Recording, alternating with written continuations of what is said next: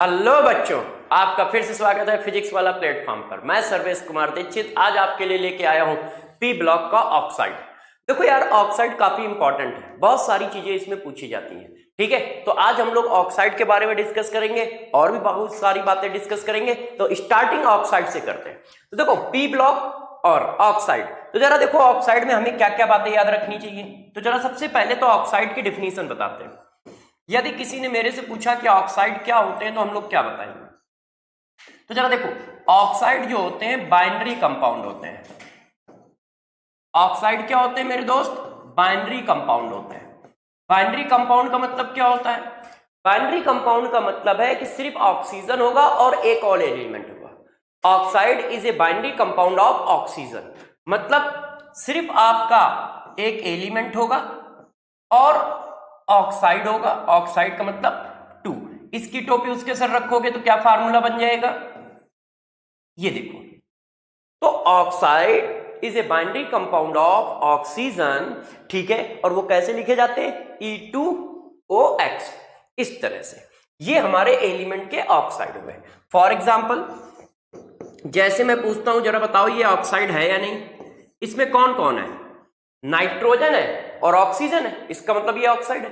सिर्फ दो ही एलिमेंट है। ये ऑक्साइड है या नहीं? तो इसमें कौन कौन है? फास्फोरस है, ऑक्सीजन है, तो ये ऑक्साइड है। अब जरा इसको देख के बताइए, ये ऑक्साइड है या नहीं? तो इसमें भी क्या है? कार्बन है, ऑक्सीजन है, तो ये ऑक्साइड है। ठीक है, इसी तरह से यदि मैं इसकी बात करता हूं तो ये भी ऑक्साइड है। इसी तरह से दोस्तों मैं इसकी बात करता हूं तो ये भी ऑक्साइड है। क्यों? क्योंकि सिर्फ बाइनरी एलिमेंट है, एक ऑक्सीजन एक और कोई, एक ऑक्सीजन और एक और कोई। किस रेशियो में अटैच है इससे अपने को कोई लेना देना नहीं है। तो इसका मतलब हम ये बात तो समझ गए ना कि ऑक्साइड कहते किसे। ठीक है, अब जब जिद कर रहे हो तो जरा ये बताओ, क्या ये ऑक्साइड है हमारा? ध्यान दीजिए, ये ऑक्साइड है? नहीं। क्यों? ऑक्साइड है या नहीं बताओ? अरे यार, ये वाटर लिखा है मेरे दोस्तों, तो वाटर ऑक्साइड है कि नहीं? यस, ऑक्साइड है, ऑक्सीजन का बाइनरी कंपाउंड है कि नहीं? सिर्फ ऑक्सीजन है और क्या है? H है, तो ऑक्साइड है। मगर यही बात मैं ऐसे लिख दूं, HNO3, तो HNO3 ऑक्साइड नहीं है। क्यों?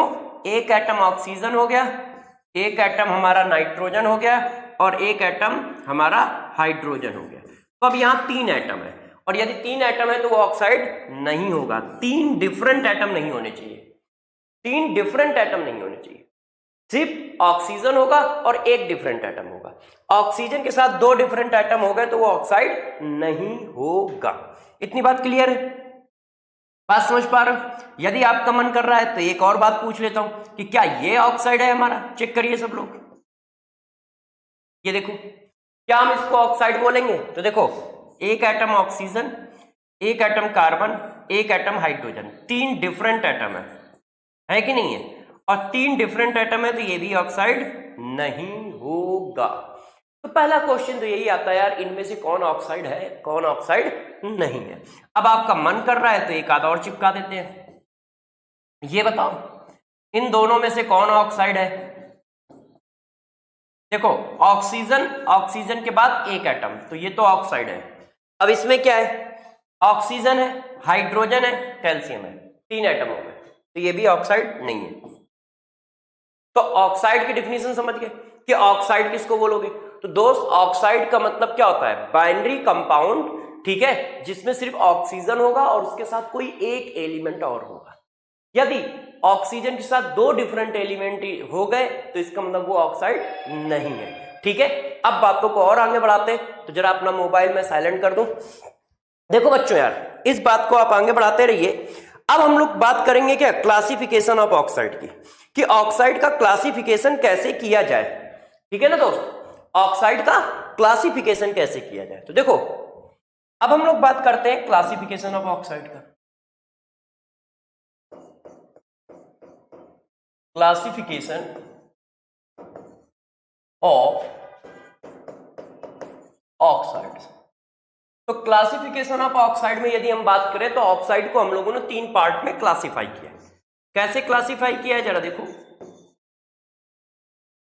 ऑक्साइड को 3 पार्ट में, कौन से 3 पार्ट में हम लोगों ने क्लासिफाई किया है, इस बात को जरा देख लीजिए आप लोग। देखिए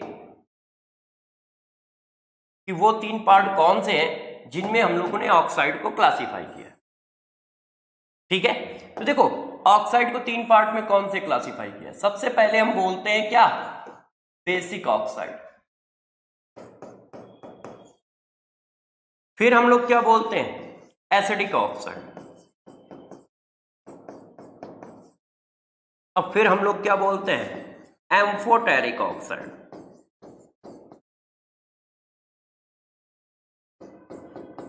ऑक्साइड को इन 3 क्लासों में हम लोग क्लासिफाई करते हैं। अब जरा देखो यार, बेसिक ऑक्साइड किसको बोलेंगे। ठीक है, तो जरा गौर समझिए, जब एलिमेंट और ऑक्सीजन के बीच का बॉन्ड आयनिक हो, एलिमेंट और ऑक्सीजन के बीच का बॉन्ड कैसा हो, आयनिक हो। यदि आयनिक बॉन्ड है तो वो ऑक्साइड कैसा होगा, बेसिक। यदि ऑक्सीजन और एलिमेंट के बीच का बॉन्ड आयनिक है तो उसके पास बेसिक कैरेक्टर होगा। और मेरे दोस्त, कौन बेसिक कैरेक्टर शो करेगा, किसका बॉन्ड आयनिक होगा, S block strong metal, F block strong metal, etc.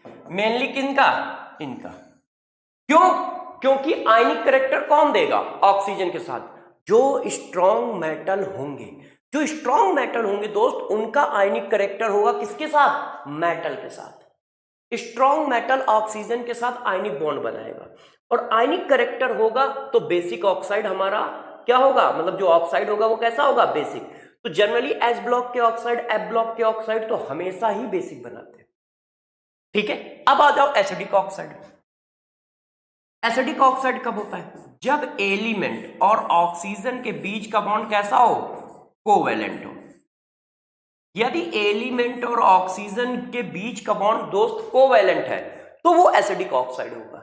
जैसे पी ब्लॉक, पी ब्लॉक के एलिमेंट लगभग कोवेलेंट कैरेक्टर फॉर्म करते हैं। क्यों, क्योंकि नॉन मेटल कोवेलेंट बॉन्ड बनाते हैं। इसमें से मेनली कौन है, 14, 15, 16, 17 ग्रुप, ये मेनली है।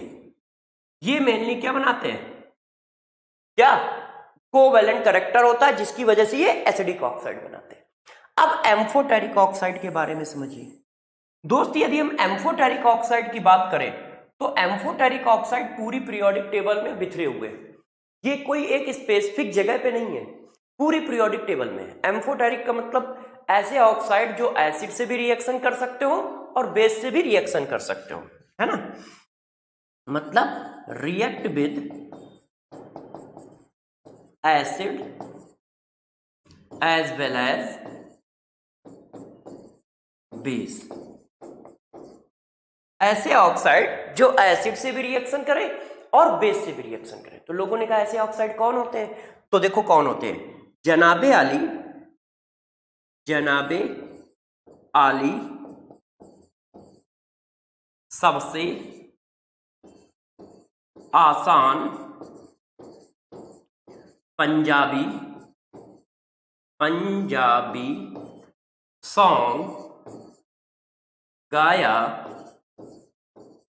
करो। जरा बात को समझो। देखिए, जनाबे मतलब जडन, ठीक है, जनाबे आली मतलब एल्युमिनियम, सबसे मतलब एसबी, आसान मतलब आर्सेनिक, और पंजाबी में 2 हैं। देखो, पन पीबी, जाबी बीई, पंजाबी, सॉन्ग एसएन, गाया जीए, करो क्रोनियम।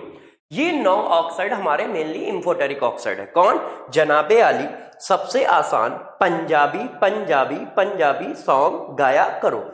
जनाबे आली सबसे आसान पंजाबी सॉन्ग गाया करो। ठीक है, ये हमारे ऑक्साइड कैसे हैं, ये हमारे एम्फोटेरिक ऑक्साइड है। जनाबे आली सबसे आसान पंजाबी सॉन्ग गाया करो।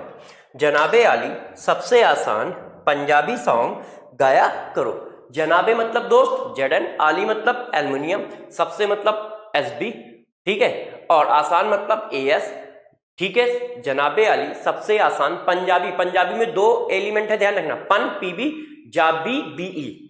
ठीक है, तो लेड का ऑक्साइड और बीई का ऑक्साइड दोनों एम्फोटेरिक है।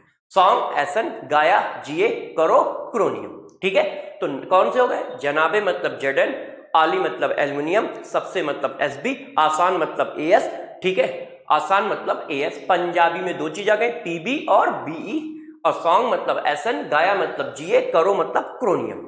ठीक, और नेक्स्ट अभी ये खत्म नहीं हुआ है, और जो एम्फोटेरिक ऑक्साइड है वो ये है, कौन से, जरा गौर समझो, टीपो सब, टीई, ठीक है, टीपो, टीपो पोलेनियम सब मतलब वही एसबी वाला तो मैंने उधर भी लिख दिया है। तो और भी ऑक्साइड है जो एम्फोटेरिक की कैटेगरी में आते हैं, वो ये है टीपो सब दूसरे नंबर में। ठीक है, बाकी सारे हमारे कैसे हैं, या तो एसिडिक है या बेसिक है। तो क्या बताया आपको, मैंने ये बताया कि बाइनरी कंपाउंड जो होता है ऑक्सीजन का, वो ऑक्साइड बोला जाता है। बाइनरी मतलब क्या, ऑक्सीजन हो और एक एलिमेंट हो, ऑक्सीजन के साथ एक डिफरेंट एलिमेंट है तो वो ऑक्साइड है। ठीक, और एक से ज्यादा डिफरेंट एलिमेंट है तो वो ऑक्साइड नहीं है। अच्छा, दूसरी बात, ऑक्साइड का क्लासिफिकेशन किया, तो ऑक्साइड का क्लासिफिकेशन कैसे किया, ऑक्साइड का क्लासिफिकेशन तीन तरह की किया, basic oxide, acidic oxide, amphoteric oxide. Basic oxide क्या होंगे, स्ट्रॉन्ग मेटल के साथ आयनिक बॉन्ड बनाएंगे तो बेसिक ऑक्साइड होंगे। एसिडिक ऑक्साइड कौन होंगे, जो कोवेलेंट बॉन्ड बनाएंगे, तो मेटल आयनिक बॉन्ड बनाएंगे, इसलिए एस ब्लॉक, एफ ब्लॉक हमारा बेसिक ऑक्साइड होता है। डी में बेसिक भी है, एसिडिक भी है, एम्फोटेरिक भी है। इसी तरह से पी ब्लॉक हमारा मेनली क्या है, कोवेलेंट बॉन्ड बनाता है, इसी वजह से वो एसिडिक ऑक्साइड है। ठीक है, और फिर एम्फोटेरिक ऑक्साइड की बात आई, वो पूरी पीरियोडिक टेबल से आते हैं, इसलिए उनको याद रखना ज्यादा जरूरी है, मेनली बॉर्डर लाइन से आते हैं। तो कौन कौन से होते हैं, जनाबे मतलब जडन, आली मतलब एल्युमिनियम, सबसे मतलब एसबी, आसान मतलब एएस, ठीक है, सॉन्ग पंजाबी पीबी और बीई, सॉन्ग एसएन, गाया जीए, करो क्रोनियम, और टीपो सब टीई पीओ सब एसबी, एसबी वहां पर भी लिखा है, यहां पर भी लिखा है, तो यहां से हटा सकते हो, टीपो सब, टीपो सब, टीई पीओ और एसबी, इनके ऑक्साइड भी एम्फोटेरिक ऑक्साइड है। ठीक है दोस्तों, अब इसके बाद last and final point, neutral oxide. Neutral oxide कौन से होते हैं, तो देखो यार, न्यूट्रल ऑक्साइड हमारे पास है NO, N2O, CO और वाटर, ये चार ऑक्साइड न्यूट्रल हैं, जबकि ये सब के सब कोवेलेंट ऑक्साइड है, सब के सब कोवेलेंट ऑक्साइड है, मगर इनमें ना तो एसिडिक कैरेक्टर है ना बेसिक कैरेक्टर है, ये न्यूट्रल है। कौन, NO, N2O, ठीक है, NO, N2O, CO और वाटर, NO, N2O, CO और वाटर, NO, N2O, CO और वाटर। ठीक है, इस बात को ध्यान रखोगे, ये हमारे क्या है, न्यूट्रल ऑक्साइड है। तो जरा देखो यार, कहानी में यहां तक मैंने बातें बता दी और इसका क्लासिफिकेशन कर दिया। अब ऑक्साइड की कुछ प्रॉपर्टियां जो बहुत इंपॉर्टेंट है, अब हम लोग उनको डिस्कस करेंगे एक एक करके। तो इतनी बात पहले समझ पाए क्या, कौन कौन से ऑक्साइड कैसे हैं। ठीक है, एम्फोटेरिक ऑक्साइड याद रखना बहुत जरूरी है, क्योंकि ये ज्यादा पूछे जाते हैं। तो कैसे याद रखोगे, जनाबे आली, सबसे आसान, पंजाबी, सॉन्ग, गाया, करो, जनाबे आली, सबसे आसान, पंजाबी, सॉन्ग, गाया, करो। ठीक है, अब कहानी को थोड़ा सा और आगे ले चलते हैं। अब देखो यार, अब हम बात करते हैं रिएक्शन ऑफ ऑक्साइड, ऑक्साइड के रिएक्शन की बात करते हैं। यदि ऑक्साइड रिएक्शन करेंगे तो कैसे करेंगे, ठीक है, इनको जरा देखो, आप गौर समझिएगा, कॉन्सेप्ट आपको दे रहा हूं, इनको अच्छे से याद रखें। कॉन्सेप्ट नंबर 1, कॉन्सेप्ट नंबर 1 किसका है, हाइड्रोलिसिस का है। कॉन्सेप्ट नंबर 1 किसका है, हाइड्रोलिसिस का। हाइड्रोलिसिस का कॉन्सेप्ट क्या है, जरा देखो, यदि आप एसिडिक ऑक्साइड की हाइड्रोलिसिस करते हो, यदि आप एसिडिक ऑक्साइड की हाइड्रोलिसिस करते हो मेरे दोस्त, तो ध्यान रखिएगा क्या बनेगा, oxo acid with same oxidation number,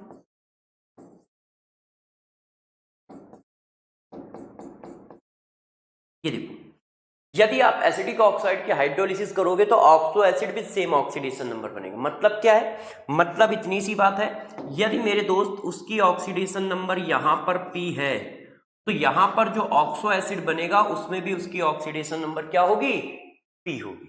ठीक है, ये कहा जा रहा है। अब रूल नंबर 2, यदि आप बेसिक ऑक्साइड की हाइड्रोलिसिस करते हो, तो क्या बनेगा, तो बनेगा हाइड्रोक्साइड, हाइड्रोक्साइड, ठीक है, ऑफ एलिमेंट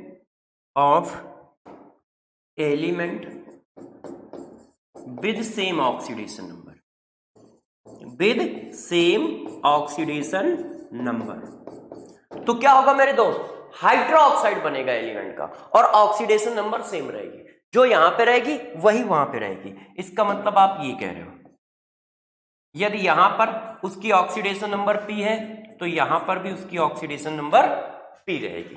तुम ये बात बताना चाहते हो, इसका मतलब ये होगा, ठीक है। अब जरा आगे बढ़ते हैं।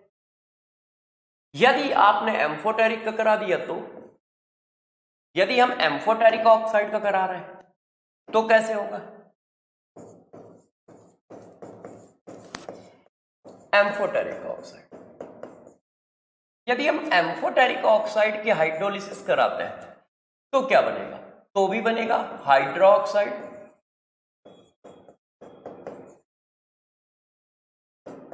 With same oxidation,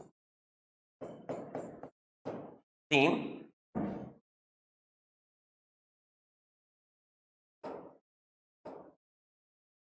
with same oxidation number, same oxidation number. ये देखो, ठीक है, रूल समझ गए। अब इस रूल के कुछ एग्जांपल दे देते हैं।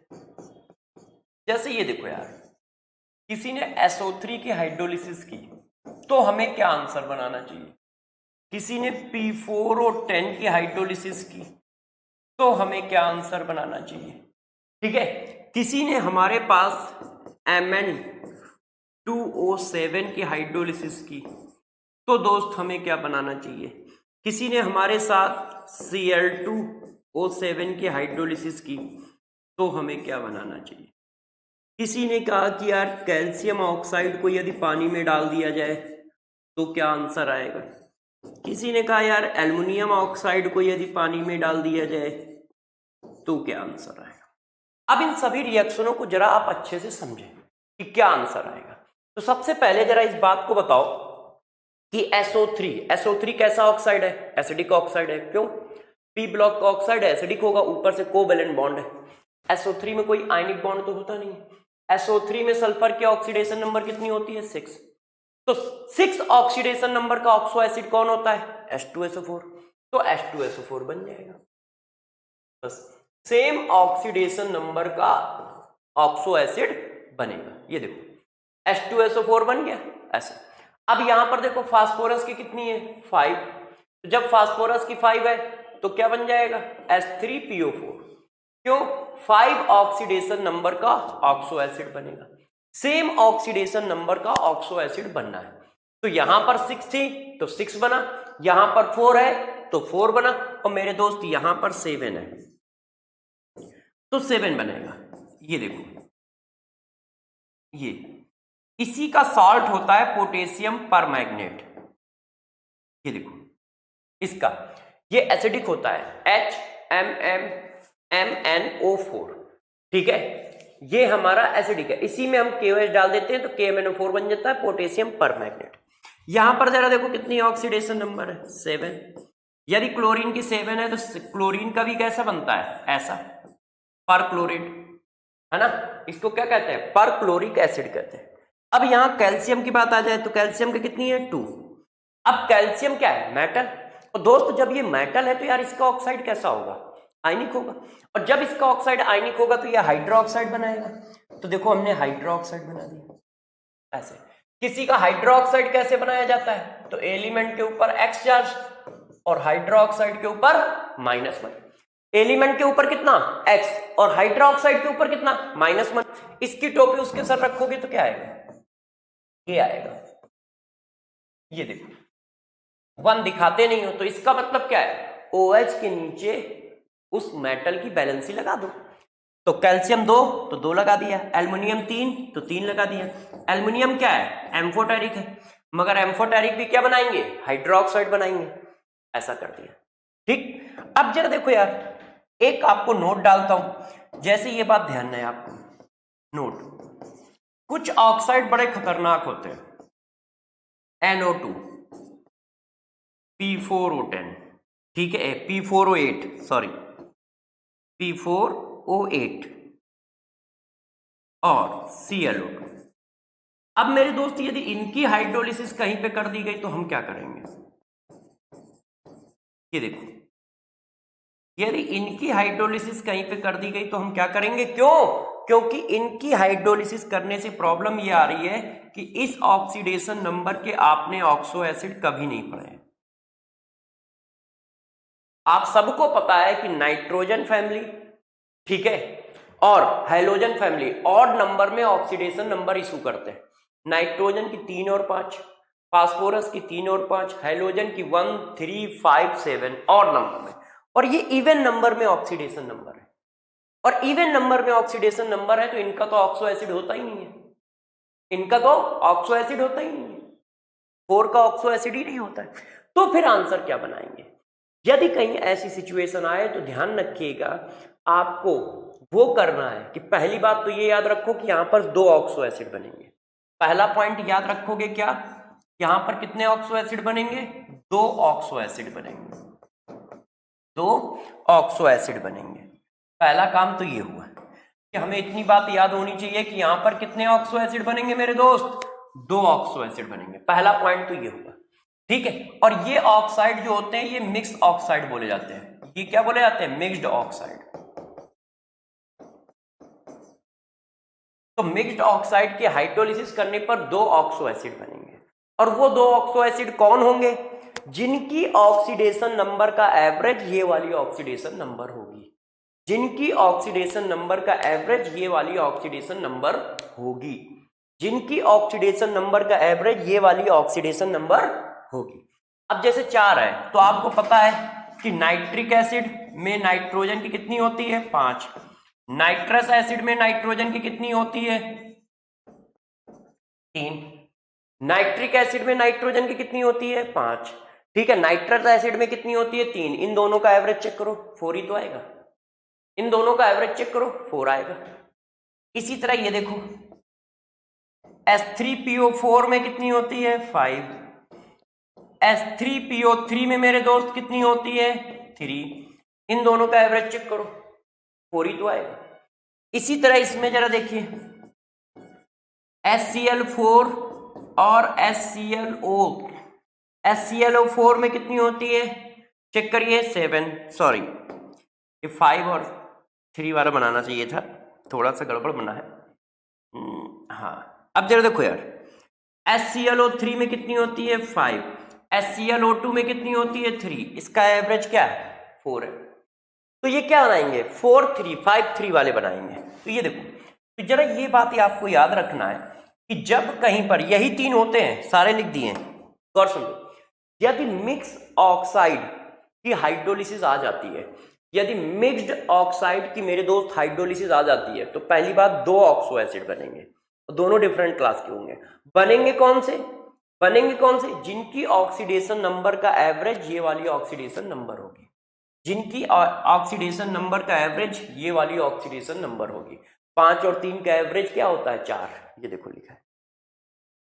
यदि कोई ऐसा ऑक्साइड आ जाए मेरे दोस्त, यदि कोई ऐसा ऑक्साइड आ जाए मेरे दोस्त जिसके करस्पॉन्डिंग ऑक्सो एसिड नहीं है, तो तुम समझ जाना पहली बात कि वो मिक्स्ड ऑक्साइड है, 2 डिफरेंट ऑक्साइड का कॉम्बिनेशन है, वो 2 डिफरेंट ऑक्साइड का कॉम्बिनेशन है।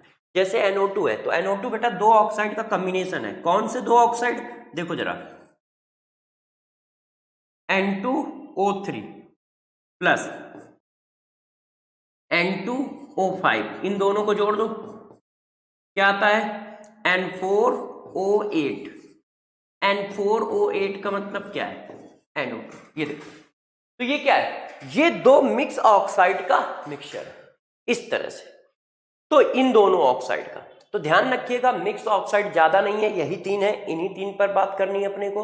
और ये तीनों मिक्स्ड ऑक्साइड है। जब भी मिक्स्ड ऑक्साइड का करोगे तो 2 ऑक्सो एसिड आएंगे। हम कैसे पकड़ेंगे कि वो मिक्स्ड ऑक्साइड है?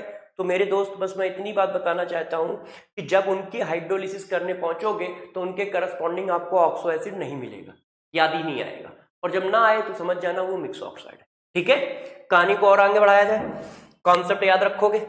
अब जरा देखो यार दोस्तों, आपने इतनी बात कर ली, हाइड्रोलिसिस रिएक्शन कर ली, अब हम लोग बात करते हैं रिएक्शन किसकी, acid base reaction, acid base reaction. अब देखो एसिड बेस रिएक्शन के लिए मैं जो बता रहा हूं उसको गौर से समझिएगा, ठीक है। सबसे पहली बात, एसिड की रिएक्शन जब भी बेस से होती है तो सबको पता है बनता क्या है, ठीक है। मैं थोड़ा अलग बनाना चाहता हूं, मैं कह रहा हूं बनता है salt of oxo acid. Oxo acid का सॉल्ट बनता है with same oxidation number, with same oxidation number. Concept जरा समझो, ठीक है। एसिड और बेस की रिएक्शन होती है तो सॉल्ट ऑफ ऑक्सो एसिड बनता है विद सेम ऑक्सीडेशन नंबर। अब ध्यान रखना, एसिड कितने तरह से हो सकते हैं। एसिड का रिप्रेजेंटेशन हम इस तरह से भी कर सकते हैं, मतलब प्रोटिक एसिड भी हो सकता है। प्रोटिक एसिड कौन सा, जो प्रोटॉन डोनेट करते हो, HCl, H2SO4, HNO3 एसेट्रा, इस टाइप का। एसिड ऐसा भी हो सकता है ऑक्साइड, एसिडिक ऑक्साइड भी हो सकता है, हमें इससे कोई मतलब नहीं है कि वो ऑक्साइड है क्या है, ठीक है। एसिड ये भी हो सकता है, एसिड ये भी हो सकता है, इन दोनों में कोई भी कैटेगरी का एसिड हो सकता है। बेस कैसे कैसे हो सकते हैं, तो जरा समझो बेस कैसे कैसे हो सकते हैं। बेस हो सकते हैं हाइड्रोक्साइड वाले,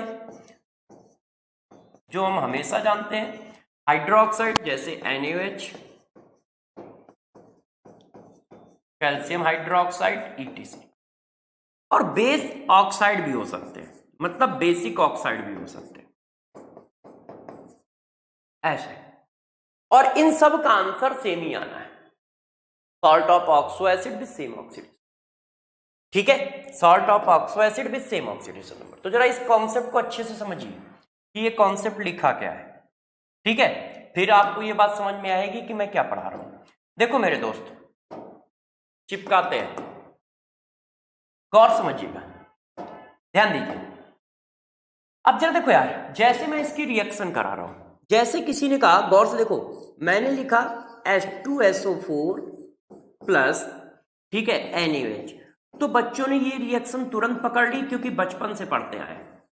क्या बना देते हैं, ऐसे। अब मेरे दोस्त जरा ये बताना, ये क्या लिखा है, ये हमारा ऑक्सो एसिड है और आपने क्या किया है, उसी का तो सॉल्ट बना दिया है, चेक करो, ठीक है कि नहीं। जो हमारा ऑक्सो एसिड है उसी का सॉल्ट बना दिया। अब इसी रिएक्शन को जब मैं ऐसे लिख देता हूं तो टेंशन होने लगती है कि अब क्या बनाए, अभी भी तो यार ये एसिड है और अभी भी तो ये मेरे दोस्त बेस है। जरा बताओ, SO3 क्या है, एसिड, और मेटल का ऑक्साइड क्या है, बेस। तो अभी भी वही आंसर आएगा, अभी भी वही आंसर आएगा।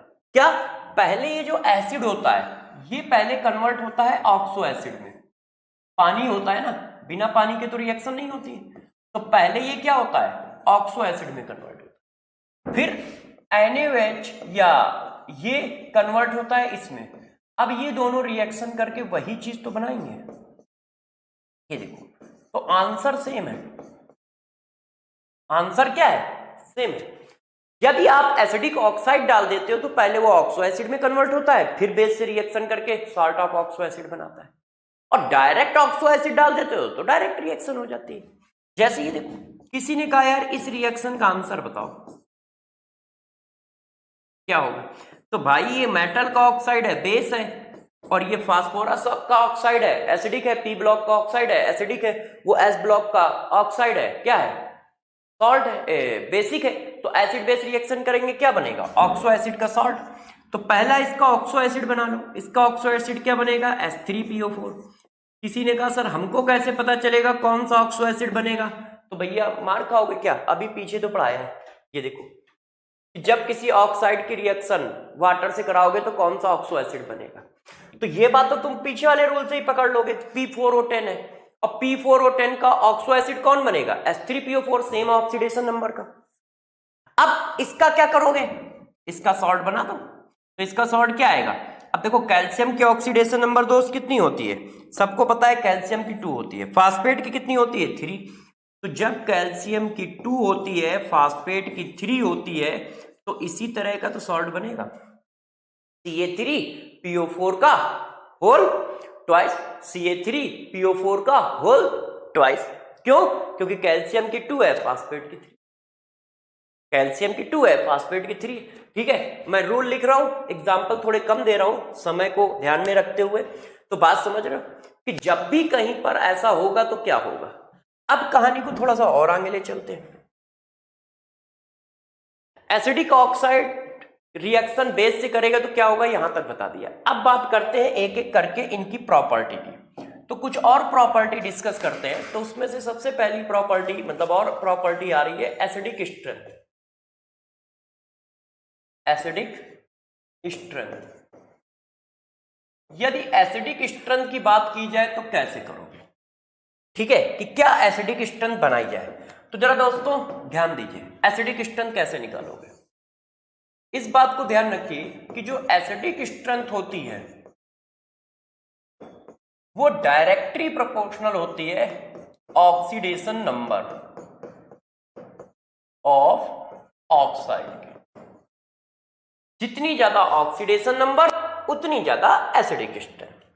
जो एसिडिक स्ट्रेंथ होगी वो ऑक्सीडेशन नंबर ऑफ ऑक्साइड के डायरेक्टली प्रोपोर्शनल होगी।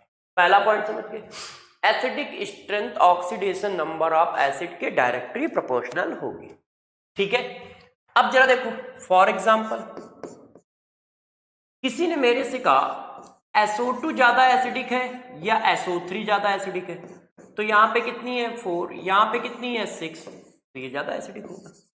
किसी ने कहा जरा बताओ यार NO, देखते जाओ इनमें ज्यादा एसिडिक कौन है बताइएगा।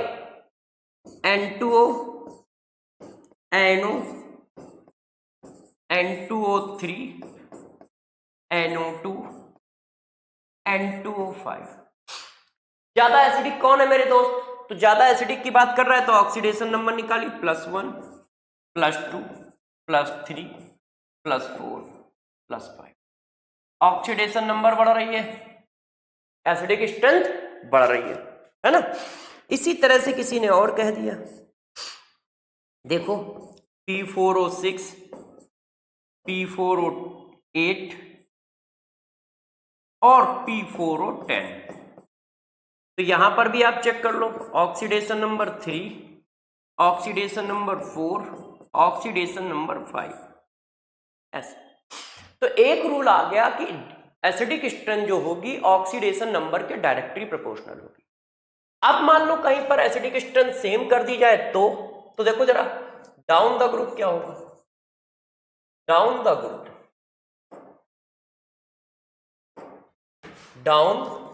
ग्रुप एसिडिक स्ट्रेंथ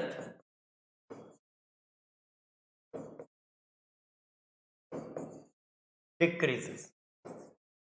यदि आप डाउन द ग्रुप में जाते हो और ऑक्सीडेशन नंबर कांस्टेंट रखते हो तो एसिडिक स्ट्रेंथ क्या होगी, डिक्रीज होगी। और यहां पे क्या है, ऑक्सीडेशन नंबर जो है वो कैसी है, कांस्टेंट है। देखो फॉर एग्जांपल जरा बात को गौर से समझिए, जैसे किसी ने कहा N2O5, P2O5, AS2O5, Sb2O5। अब एसिडिक स्ट्रेंथ निकालो, तो ये डाउन द ग्रुप है और इन सब की ऑक्सीडेशन नंबर चेक करो 5 है। ये देखो है, तो डाउन द ग्रुप क्या होगी, एसिडिक स्ट्रेंथ डिक्रीज करेगी इस तरह से, ज्यादा एसिडिक। फिर ये देखो, तो डाउन द ग्रुप यदि एसिडिक स्ट्रेंथ की बात की जाएगी तो down the group acidic strength हमारी डिक्रीज करेगी, ऐसे। ठीक है, कर लोगे, बात को समझ रहे हो कि हमारी एसिडिक स्ट्रेंथ कैसे चलेगी। तो डाउन द ग्रुप डिक्रीज होती है, ठीक है, और जैसे जैसे ऑक्सीडेशन नंबर बढ़ेगी वैसे वैसे एसिडिक स्ट्रेंथ बढ़ेगी। जैसे जैसे ऑक्सीडेशन नंबर बढ़ेगी वैसे वैसे एसिडिक स्ट्रेंथ बढ़ेगी, इस बात का आप ध्यान रखें। ठीक है, ऑक्सीडेशन नंबर बढ़ती जाएगी, सॉरी बेटा, एसिडिक स्ट्रेंथ बढ़ती जाएगी। तो एसिडिक स्ट्रेंथ के बारे में समझ लोगे, ऑक्सीडेशन नंबर के डायरेक्टली प्रोपोर्शनल है, ठीक है। और डाउन द ग्रुप कोई क्वेश्चन आ जाए तो क्या करोगे, किस तरह से ध्यान दोगे, इस तरह से ध्यान कर लोगे। अब इसी जगह पे एक और बहुत इंपॉर्टेंट बात बताता हूं, जरा ध्यान दो। एनहाइड्राइड, एनहाइड्राइड, ये एनहाइड्राइड क्या होता है जरा इसको समझो। देखो यार दोस्त, जैसे ये देखो HSO3 है, अब आपने इसकी हाइड्रोलिसिस की तो हमारा क्या आया, ये आया, आया कि नहीं है। N2O5 है, इसकी हाइड्रोलिसिस की तो क्या आया, ये आया। अरे रूल से ही निकाला है, ये मत समझना कि सर ने अपनी तरफ से कुछ चिपका दिया है। अरे ये बात बताई तो है यार अभी कि ऑक्साइड की हाइड्रोलिसिस करोगे तो ऑक्सो एसिड बनेंगे, एसिडिक ऑक्साइड की हाइड्रोलिसिस करोगे तो यार ये एसिडिक ही ऑक्साइड तो है। अब किसी ने कहा सर ये एसिडिक कैसे है, तो भैया अभी तो बताया यार, पी ब्लॉक के ऑक्साइड कैसे होते हैं, एसिडिक होते हैं। तो जब मेरे दोस्त ये पी ब्लॉक के ऑक्साइड है तो एसिडिक होंगे, एसिडिक होंगे तो पानी में डाले जाएंगे तो क्या बनाएंगे, ऑक्सो एसिड। पानी में डाले जाएंगे तो क्या बनाएंगे, ऑक्सो एसिड। बनाएंगे कि नहीं बनाएंगे, है कि नहीं। तो अब जरा गौर से बात समझो कि ये एनहाइड्राइड टर्म आया कहां से। एक्चुअल में ये जो एनहाइड्राइड टर्म है ये आया है ऑर्गेनिक से। कैसे, जरा ये देखो, देखना बच्चों, आप ऑर्गेनिक में जानते हो कि ये एनहाइड्राइड होता है। अब मैंने क्या किया, इसकी एसिडिक हाइड्रोलिसिस करा दी ऐसे। तो जब इसकी एसिडिक हाइड्रोलिसिस कराओगे तो आपको पता है ऐसे बॉन्ड ब्रेक हो जाएगा। अब ये किस में कन्वर्ट हो गया, 2 mole of carboxylic acid, acid. अब इसको क्या बोलते हो, एसिड। और ये क्या है, इस एसिड का करस्पॉन्डिंग एनहाइड्राइड, इस एसिड का करस्पॉन्डिंग एनहाइड्राइड। एसिड के करस्पॉन्डिंग एनहाइड्राइड में हुआ क्या है, जब तुम एनहाइड्राइड में पानी डाल रहे हो तो एसिड मिल रहा है, यही तो मिल रहा है। जब आप एनहाइड्राइड में पानी डाल रहे हो तो एसिड मिल रहा है। तो इसी तरह से इनऑर्गेनिक में भी कहा जाता है, ये क्या हुआ, एसिड। और किसमें पानी डाला तुमने, इनमें, तो इनको क्या बोल दिया जाता है, एनहाइड्राइड। ऑक्साइड को, ऑक्साइड को क्या बोल दिया जाता है, एनहाइड्राइड। तो कभी कभी ये पूछा जाता है कि यार H2SO4 का करस्पॉन्डिंग एनहाइड्राइड कौन है, HNO3 का करस्पॉन्डिंग एनहाइड्राइड कौन है, तो कौन होगा, वो ऑक्साइड। तो जरा देखो, इस बात को ध्यान रखिएगा क्या होता है। देखिए, देखो, oxide of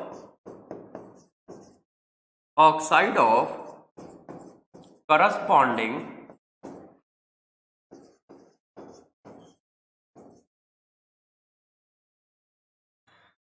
oxo acid is known as anhydride।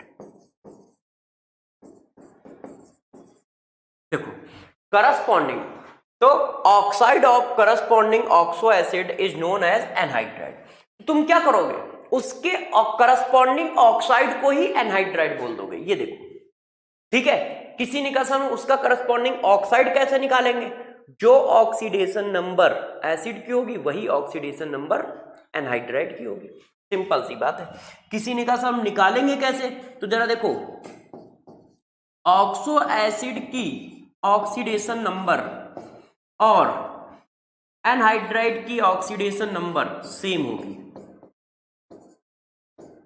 क्या होगी, सेम होगी। क्या, oxidation number.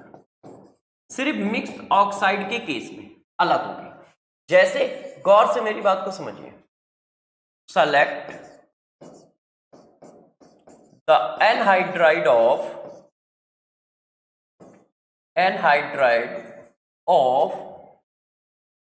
Perchlorate acid, HClO4, perchloric acid का एनहाइड्राइड चाहिए। ऑप्शन में उन्होंने दे दिया ClO2, Cl2O3, Cl2O7 Cl2O5। अब आप कैसे निकालोगे? तो कुछ मत करो, जरा इसकी ऑक्सीडेशन नंबर निकाल लो। कुछ ना करो का मतलब ये नहीं है कि कुछ नहीं करोगे, कि सर ने कहा है कुछ ना करो। कुछ ना करने का मतलब है जो कह रहा हूं वो करो। तो क्या करोगे? इसकी ऑक्सीडेशन नंबर निकालोगे। किसकी? ऑक्सो एसिड की। कितनी आई? 7। अब आप चेक कर लो इनमें से 7 किसकी है। जिसकी 7 होगी बस वही आंसर होगा। इनमें से 7 जरा चेक करो किसकी है। बस सेम ऑक्सीडेशन नंबर वाला ऑक्साइड क्या कर दो? सेम ऑक्सीडेशन नंबर वाला ऑक्साइड क्या कर दो मेरे दोस्त? टिक कर दो। बस इतनी सी बात है। ये देखो, जो ऑक्सीडेशन नंबर इसकी है वही ऑक्सीडेशन नंबर उसकी आएगी।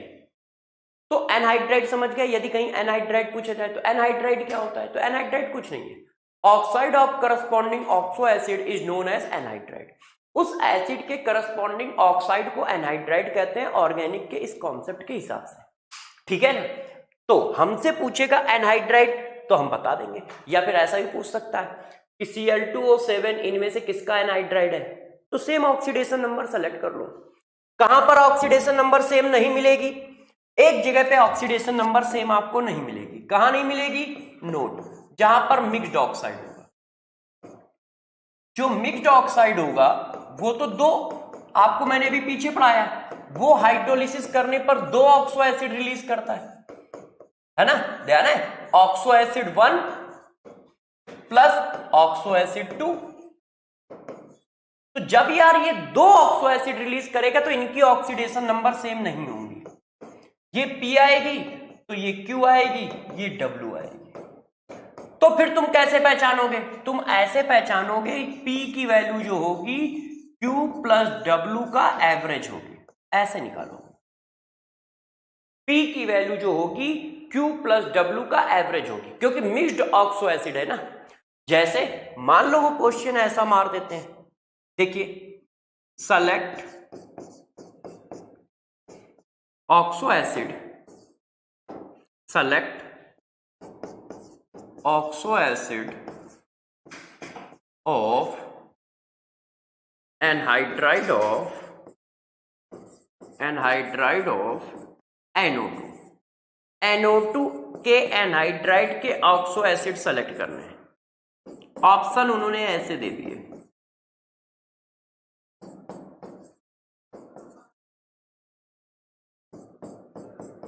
ये देखो दोस्तों। तो अब हम कैसे करेंगे? तो हमें कुछ नहीं करना है, मैंने देखा इसकी ऑक्सीडेशन नंबर +4 है। अब हम सबको पता है कि +4 ऑक्सीडेशन नंबर का ऑक्सो एसिड नहीं होता है। तो बस ये चेक कर लो किन 2 ऑक्सो एसिड का सम +4 आ रहा है, किन 2 ऑक्सो एसिड के ऑक्सीडेशन नंबर के सम का एवरेज +4 आ रहा है। तो मैंने इसको निकाला +5, सॉरी, इसको निकाला +5, इसको निकाला +3। इन दोनों का एवरेज क्या आ रहा है? 4। तो इसका मतलब बोथ आंसर आ जाएगा। इसका मतलब क्या है? बोथ आंसर आ जाएगा। ठीक है ना? तो इस बात को जरा ध्यान दो, यदि हमसे कहीं पर यह बात पूछी जा रही है कि एनहाइड्राइड बताओ, तो एनहाइड्राइड क्या होता है? ऑक्सो एसिड के करस्पॉन्डिंग ऑक्साइड को एनहाइड्राइड कहते हैं, और दोनों के ऑक्सीडेशन नंबर सेम होंगे।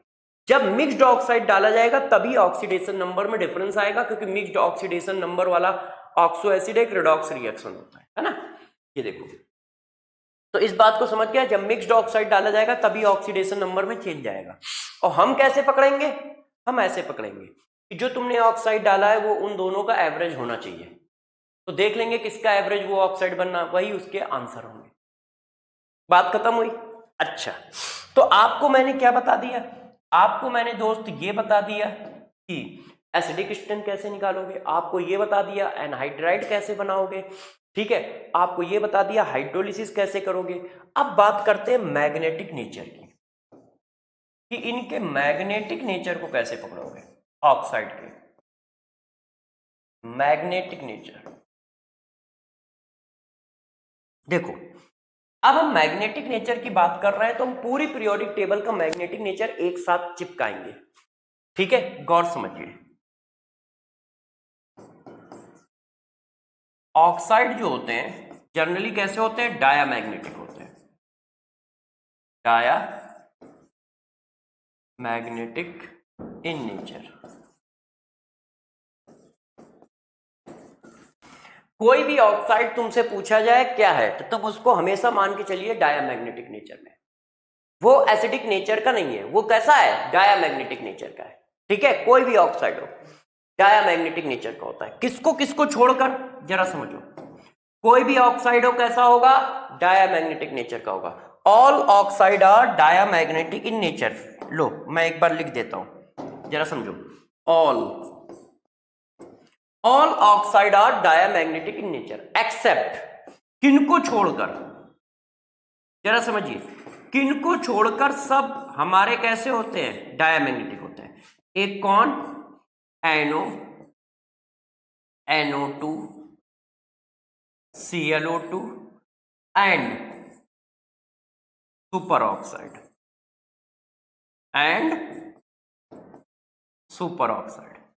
इनको यदि छोड़ दिया जाए तो ध्यान रखिएगा सभी ऑक्साइड जो होंगे हमारे वो डायामैग्नेटिक नेचर के होंगे। सभी ऑक्साइड जो होंगे वो हमारे कैसे होंगे, डायामैग्नेटिक नेचर के होंगे। ठीक है, ध्यान रखिए सभी ऑक्साइड जो होंगे वो हमारे डायामैग्नेटिक नेचर के होंगे। ठीक, कैसे कैसे क्या क्या होता है इस बात को एक्सप्लेन करता हूं।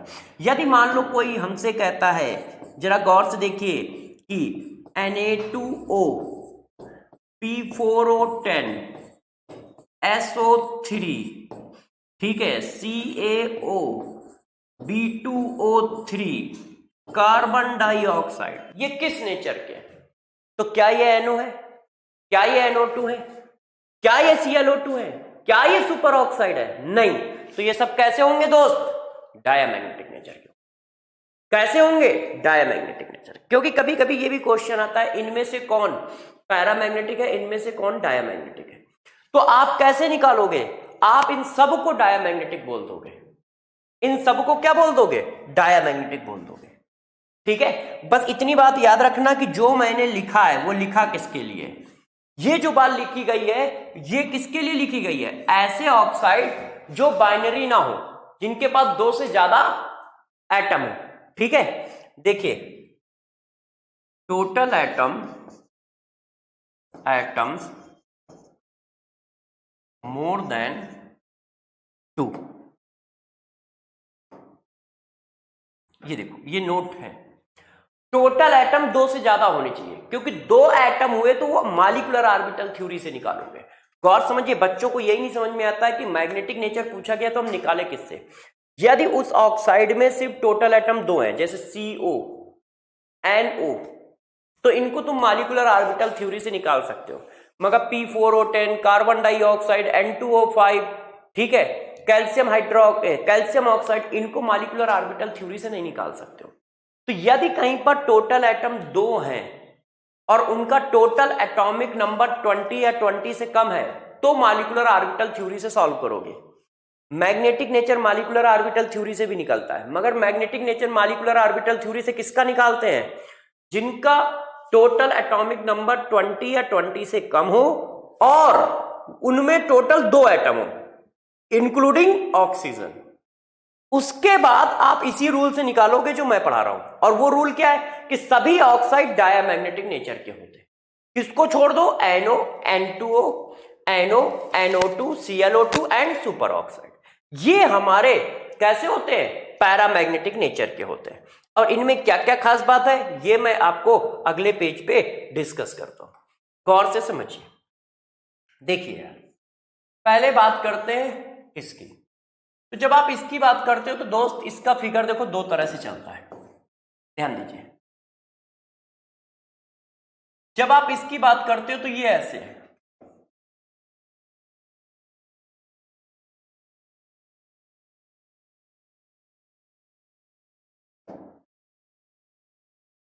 चलो पूरा रफ कर देता हूं, ये ऐसे है दोस्त, ये देखो ऐसे। अब जरा देखो यार, इस बात को थोड़ा सा और अच्छे से समझिए, मैं इसको और अच्छे से लिख देता हूं, इसको इस तरह से भी लिख देता हूं। यही फिगर है, इसको बस मैंने 2 तरह से लिख दिया है, ये देखो। अब क्या होता है, NO NO जो होता है वेपर फेज में तो ऐसा होता है, पैरामैग्नेटिक।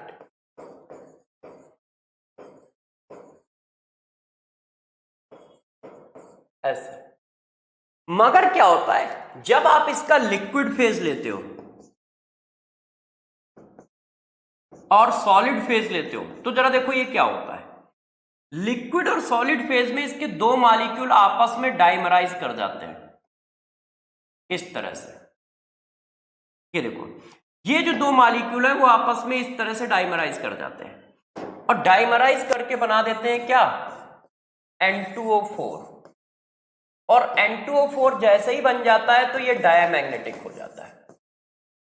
ये क्या हो जाता है मेरे दोस्त, डायामैग्नेटिक हो जाता है। क्यों? क्योंकि अनपेयर्ड इलेक्ट्रॉन पेयर में कन्वर्ट हो जाते हैं, ये पेयर्ड बना देते हैं। ये देखो, तो दो मोल क्या करते हैं, दो मोल NO आपस में रिएक्शन करके N2O4 में कन्वर्ट कर देते हैं तो डायामैग्नेटिक हो जाता है। तो NO पैरामैग्नेटिक होता है मगर वेपर फेज में या गैस फेज में। लिक्विड और सॉलिड फेज में कैसा होता है, डायामैग्नेटिक। लिक्विड और सॉलिड फेज में कैसा होता है, डायामैग्नेटिक। ठीक है, और कलरलेस होता है। Point number 1। अब बात करते हैं NO2 की। NO2 का दोस्त फिगर ये होता है, ये देखो ऐसे होता है NO2। इसके भी दो फीचर है, देखो कौन कौन। NO2 का एक फिगर आपने ये बना दिया ऐसे, और यही एक फिगर आपने ये बना दिया। अब जब देखो यार, जब ये वेपर फेज में होता है तो यही फिगर है और इसके पास एक अनपेयर्ड इलेक्ट्रॉन है तो ये कैसा है, पैरामैग्नेटिक है। वेपर फेज में इसके पास एक अनपेयर्ड इलेक्ट्रॉन है तो ये कैसा है, पैरामैग्नेटिक। मगर जैसे ही ये लिक्विड फेज में जाता है और सॉलिड फेज में जाता है तो इसके दो मॉलिक्यूल आपस में इस तरह से कंबाइंड हो जाते हैं और बना देते हैं N2O4। सॉरी यार, ऊपर वाला N2O4 कैसे बनेगा जब नीचे वाला N2O4 बनना है ना। ऊपर वाला होगा N2O2, तो ये क्या बना देता है, N2O4। और N2O4 में क्या हुआ, फिर से ये डायामैग्नेटिक हो गया। और फिर से ये डायामैग्नेटिक क्यों हो गया, क्योंकि सभी बच्चों को पता है कि पेयर्ड हो गए। तो ये भी यही होता है, लिक्विड फेज में एंड सॉलिड फेज में ये भी क्या होता है, ये भी कैसा होता है, डायामैग्नेटिक। ये भी कैसा होता है, डायामैग्नेटिक। दोनों में डिफरेंस क्या है, दोनों में डिफरेंस है कि जब ये NO2 होता है तो ये कलर्ड होता है। NO2 जो होता है वो कलर्ड होता है और इसका कलर क्या होता है, सभी बच्चों को पता है, ब्राउन कलर का। और ये जो होता है ये कलरलेस होता है। जैसे क्वेश्चन आया कि एक गैस है, ठीक है, एक गैस है जो वेपर फेज में पैरामैग्नेटिक कलर शो कर रही है और जब हम उसको कंडेंस करते हैं तो उसका मैग्नेटिक कैरेक्टर लॉस हो जाता है। गैस में भी NO NO2, ठीक है, तो क्या टिक करोगे, NO NO2 both, none of this, तो बोथ। क्यों, दोनों में यही कंडीशन है। वेपर फेज में दोनों के पास पैरामैग्नेटिक है और लिक्विड और सॉलिड फेज में दोनों के पास पैरामैग्नेटिक कैरेक्टर नहीं है। मगर इसी क्वेश्चन को जरा सा घुमा दिया एक कलर्ड गैस है जो वेपर फेज में पैरामैग्नेटिक कैरेक्टर शो करता है, जब कंडेंस किया जाता है तो मैग्नेटिक कैरेक्टर का लॉस कर देता है। तो गैस कौन सी है, फिर वही क्वेश्चन है। कलर्ड पहले लगा दिया तो वो कौन सी हो गई, NO2। अब बोथ नहीं आंसर आएगा। और कलरलेस पहले लगा दिया तो आंसर NO आएगा, और कलर की बात नहीं कर रहा है तो फिर आंसर दोनों आएंगे। ठीक है, अब आपका मन कर रहा होगा एक बात और बता दो, तो देखो तीसरी गैस हमारे पास कौन सी थी, ClO2। ClO2 का यदि हम फिगर बनाए तो ये ऐसे बनता है, ये देखो,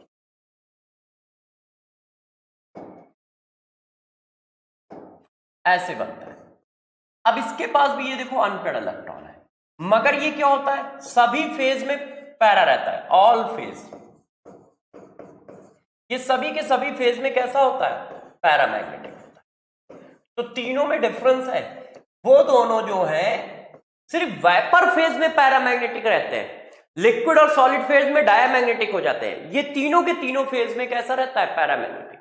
चाहे वो वेपर फेज हो, मतलब गैस फेज जिसको बोलते हो आप, चाहे वो लिक्विड फेज हो, और चाहे वो मेरे दोस्त सॉलिड फेज हो, तीनों फेज में इसका कैरेक्टर सेम रहना है। ठीक है, पैरा का पैरामैग्नेटिक ही रहेगा। अब बात करते हैं सुपर ऑक्साइड, फोर्थ नंबर। यदि हम सुपर ऑक्साइड की बात करें तो सुपर ऑक्साइड होता क्या है? सुपर ऑक्साइड होता है O2 पर सिंगल निगेटिव।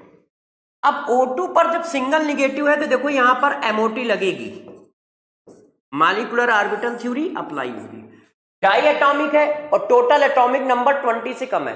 नाइट्रोजन कितना, सॉरी ऑक्सीजन कितना होता है? 8 8 8 16 1 17 ही तो होगा। तो मैंने आपको रूल पढ़ाया था, ठीक है, क्या पढ़ाया था यदि याद है? MOT में 8 8 और +1 माइनस लिखा है ना एक, तो कितना हो गया 7, इसमें 8 माइनस कर दो, कितना आ गया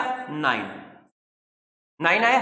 अब यदि आपको ध्यान हो तो इसी को मैंने नाम दिया है रिमाइंडर, वहां पर, ठीक है। यदि रिमाइंडर कितना आ रहा है, 4 6 10 12 आ रहा है तो डाया, 4 6 10 12 आ रहा है तो डाया, नहीं तो पैरा। क्या 4 आ रहा है, क्या 6 आ रहा है, क्या 10 आ रहा है, क्या 12 आ रहा है? नहीं, तो फिर ये कैसा है, पैरा। तो ये कैसा होगा, पैरामैग्नेटिक होगा। तो जब भी कोई सुपर ऑक्साइड होगा तो वो पैरामैग्नेटिक होता है।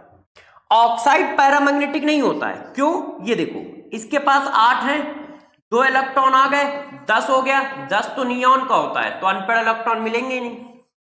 पर ऑक्साइड भी हमारा क्या होता है, पर ऑक्साइड भी डाया होता है, क्यों? 16 और 2 आ गए, 18 हो गए। 18 किसका है, नियॉन के बाद कौन आता है यार, आर्गन। अब ये दोनों ही क्या है, डायमैग्नेटिक होंगे। तो ध्यान रखिएगा, सिर्फ सुपर ऑक्साइड हमारा पैरा होता है। तो यदि कहीं पर सुपर ऑक्साइड लिखा है तो पैरा है, और यदि ऑक्साइड लिखा है, ये देखो मैंने एक क्वेश्चन दिया, मैंने बताओ इनमें से पैरामैग्नेटिक कौन है, इनमें से पैरामैग्नेटिक कौन है? तो मेरे दोस्त तुम कैसे बताओगे? तुम निकालोगे ऑक्सीजन, यहां पर O2 पे कितना चार्ज है, -1, यहां पर O2 पे 2 और यहां पर 2।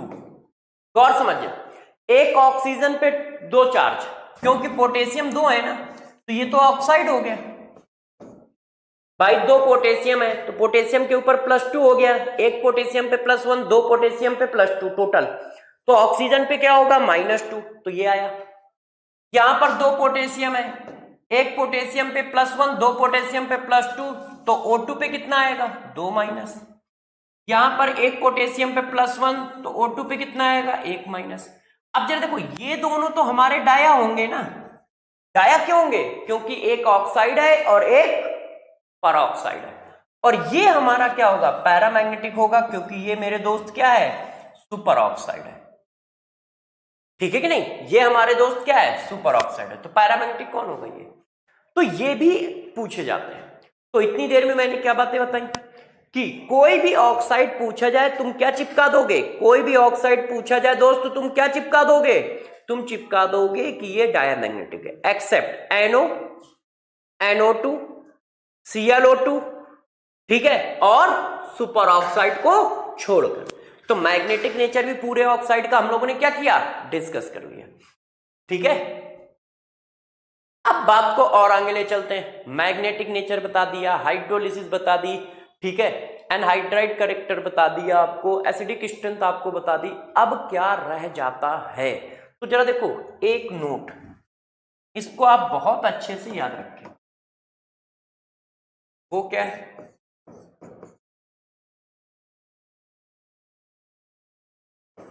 Only 3 oxide exist in ionic form in solid state, in solid state if, देखो जरा, सिर्फ 3 ऑक्साइड हैं जो सॉलिड स्टेट में आयनिक फॉर्म में एग्जिस्ट करते हैं, जबकि वो कोवेलेंट ऑक्साइड है। कौन कौन? N2O5, I4O9 और I2O4। I2O4 ये देखो कोवेलेंट ऑक्साइड है। अब मेरे दोस्त कोवेलेंट ऑक्साइड तो आयनिक फॉर्म में नहीं रहते हैं ना, मगर ये 3 ऑक्साइड है जो सॉलिड स्टेट में आयनिक फॉर्म में मिलते हैं। ये किस फॉर्म में मिलता है उसको देखो, ये मिलता है NO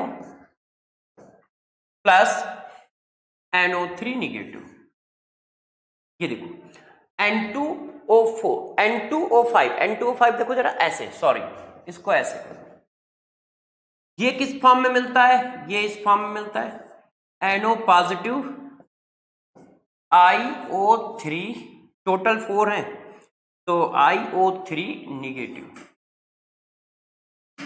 एक मिनट, इसको थोड़ा सा सेटिंग सही कर दूं, गलत सेटिंग है।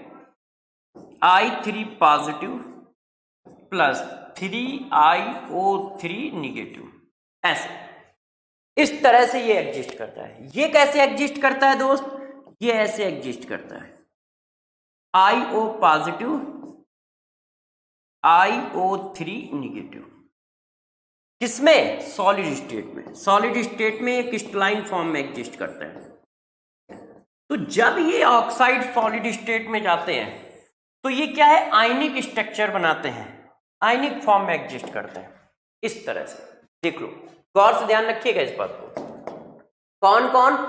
N2O5, I4O9 और I2O4, जबकि ये कोवेलेंट है।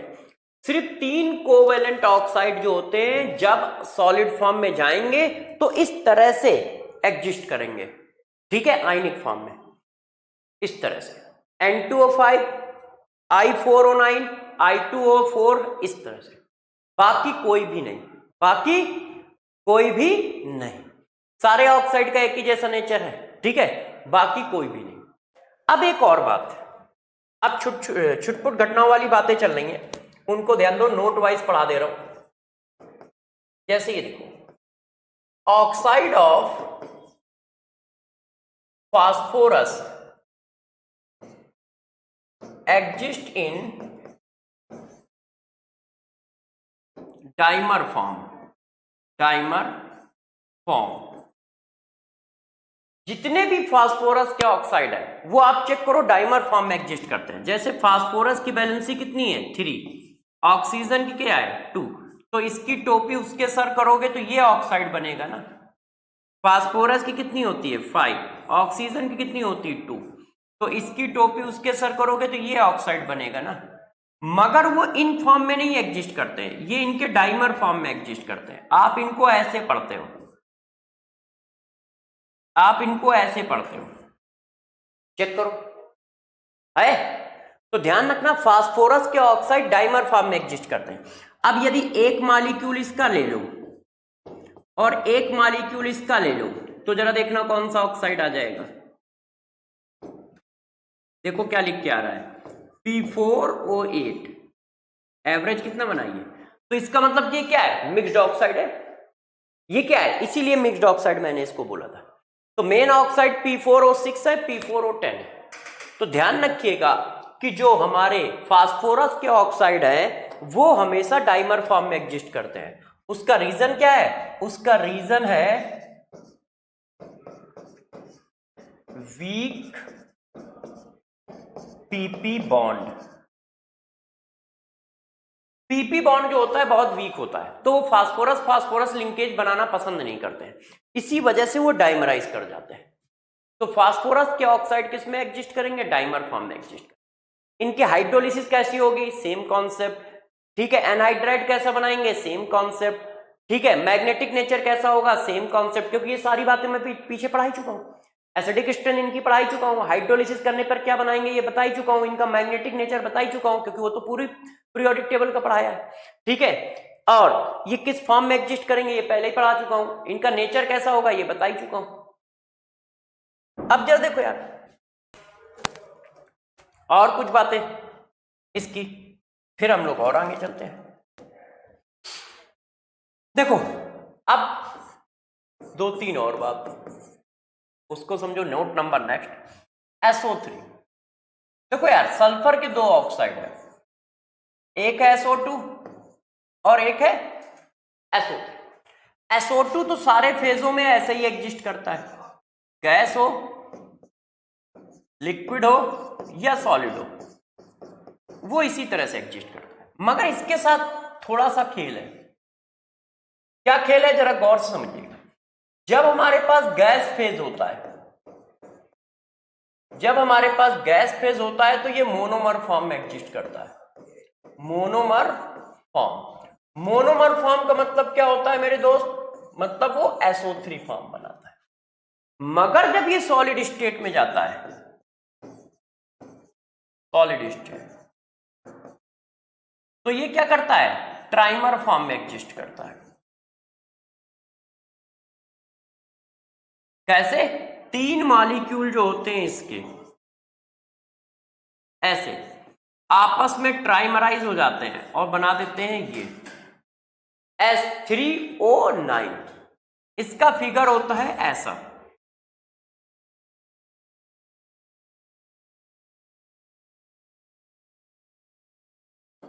देखिए थोड़ा सा गड़बड़ हो गया, इसको सही करते हैं। ऐसा मेरे दोस्त,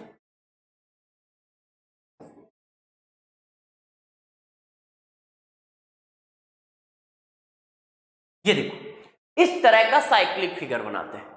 तो SO3 में ये खास बात होती है, ये इस तरह से एग्जिस्ट करते हैं। जब आप इनको किस में ले जाओगे, सॉलिड स्टेट में ले जाओगे, तो ये ट्राइमर फॉर्म में एग्जिस्ट करेंगे। कौन, SO3। ठीक है, इतनी बात समझ गए, कोई टेंशन तो नहीं कि हाँ यार ये कैसे करना है, कर लोगे। अब बात आती है कलर की। कभी कभी कलर पे भी क्वेश्चन आ जाता है तो मेरे प्यारे बच्चे गड़बड़ कर देते हैं। तो देखो यार कलर की बात करता हूं। तो सबसे पहली बात, कलर कौन कौन सी गैसें कलर्ड होती है। देखो NO2, N2O3 और हैलोजन ऑक्साइड। हैलोजन ऑक्साइड ये कैसा होता है, ब्राउन कलर का होता है। ये कैसा होता है, लिक्विड ब्लू होता है। ये लिक्विड स्टेट में एग्जिस्ट करता है ना, ये ब्राउन कलर की गैस होती है। ये कैसे होते हैं, ये भी कलर्ड होते हैं। हर एक का कोई ना कोई कलर्ड होता ही है। तो तुम ये याद रखना कि ये कलर्ड है। अब यदि इनको छोड़कर कुछ भी पूछा जाए तो कलरलेस। इनके पास कलर होता है। जैसे मैं पूछूं SO3 का कलर बताओ तो इसका मतलब कलरलेस होगा। P4 और 10 का बताओ तो ये कलरलेस होगा। तो इस तरह से तुम चीजों को पकड़ ले जाओगे, क्योंकि इनके कलर बता दिए हैं, बाकी के नहीं बताए हैं। तो बाकी कोई भी आए तो उसको तुम कलरलेस में क्या करोगे, डाल दोगे। ठीक है, कि हाँ कलर्ड कैसा है कैसा नहीं है, इस बात को तुम समझ पाओगे। चलो दोस्तों, अब टॉपिक को और आगे ले चलते हैं और पढ़ते क्या है, ऑक्सो एसिड। Oxo acid. अब जरा देखो ऑक्सो एसिड की कंडीशन इंपॉर्टेंट होते हैं। यदि किसी के पास ये वाला करेक्टर है तो वो ऑक्सो एसिड है। यदि कोई ऑक्सो एसिड है तो मिनिमम इतनी रिक्वायरमेंट तो है, बाकी बैलेंसी क्या है अपने को लेना देना नहीं है। इतना करेक्टर जिसके पास है हम उसको ऑक्सो एसिड बोल देते हैं। क्या, एलिमेंट से डायरेक्ट अटैच एक डबल बॉन्ड O और साथ में एक OH, इतना होना चाहिए, तभी वो ऑक्सो एसिड बोला जाएगा। जैसे HNO3, HNO2। आपसे यदि बताया जाए तो HNO3 कैसा है, ये देखो, क्या इसके पास ये करेक्टर है। HNO2 कैसा है, ये देखो, क्या इसके पास ये करेक्टर है, चेक करो। H2SO4 है कि नहीं, H3PO4, HClO4, देखते जाओ, क्या ये सब ऑक्सो एसिड है। कार्बोनिक एसिड, क्रोमिक एसिड, तो इनका फिगर क्या है, इसका फिगर सब जानते हैं। क्या इनके पास ये करेक्टर है, चेक करो, क्या ये वाले बॉन्ड है इनके पास। एक डबल बॉन्डेड ऑक्सीजन चाहिए और मिनिमम एक OH चाहिए। क्या मेरे दोस्तों इनके पास ये बात है? चेक करके देखिए और बताइए, क्या दोस्तों इनके पास ये सारी बातें हैं जो हम लोग पूछ रहे हैं? देखिए, क्या इसके पास मिनिमम एक डबल बॉन्डेड ऑक्सीजन और OH है, जो कंडीशन है ऑक्सो एसिड की? क्या H3PO4 के पास है? यस। क्या ClO4 के पास है? परक्लोरिक एसिड के पास है? क्रोमिक एसिड के पास है? कार्बोनिक एसिड के पास है? यस। तो ये सब ऑक्सो एसिड है। यदि किसी के पास ये कंडीशन मिल जाए तो ध्यान रखिए वो क्या है? ऑक्सो एसिड है। पहली बात तो आई ऑक्सो एसिड की डिफिनीशन। यदि किसी के पास इस तरह की कंडीशन मिल जाती है तो वो मेरे दोस्त ऑक्सो एसिड होता है। क्या? E से डबल बॉन्डेड ऑक्सीजन और एक OH, सॉरी बच्चों, एक OH मिनिमम, तो वो क्या बोला जाएगा? ऑक्सो एसिड बोला जाएगा। तो ये बात तो कंफर्म हो गई कि ऑक्सो एसिड की डिफिनीशन क्या है। अब चलो, यदि ऑक्सो एसिड की डिफिनीशन हमें पता चल गई है तो अब हम बात करते हैं ऑक्सो एसिड की और चीजों की, कि ऑक्सो एसिड में क्या क्या बातें हमसे पूछी जा सकती हैं और क्या क्या बातें हमारे लिए जरूरी हैं। तो जरा देखो यार, इनके स्ट्रक्चर बहुत जरूरी होते हैं। इनके स्ट्रक्चर पर क्वेश्चन खूब पूछे जाते हैं। स्ट्रक्चर ऑफ, तो मैं ऊपर लिखता हूं जैसे आप बहुत अच्छे से समझ सकें, है ना? Structure,